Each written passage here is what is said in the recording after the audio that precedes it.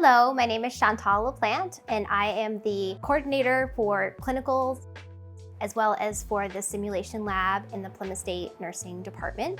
Right now, we are in our Panther Simulation Lab. I'm really excited to talk to you about this space, not only because I'm proud of the experiences that we offer, but because I myself graduated from Plymouth State University in 2014. I was the second class to graduate from the nursing program, and at the time we didn't even have this space, so it's been great to come back and see how the program has grown and to be able to give back and be part of setting these students up for the same success that I had going into the nursing profession.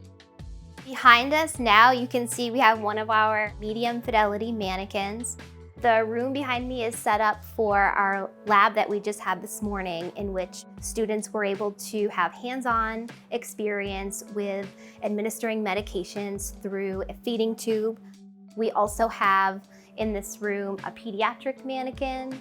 We have a pediatric crash cart.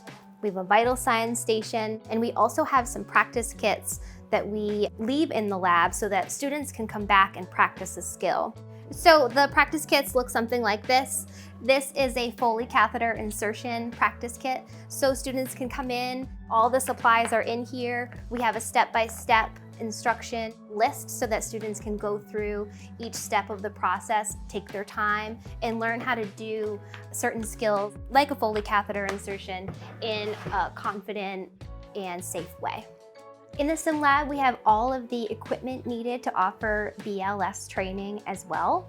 Here we have one of our CPR mannequins, our ambu bag, and a practice AED. So students can get hands-on experience with that process and really feel what it's like to provide CPR.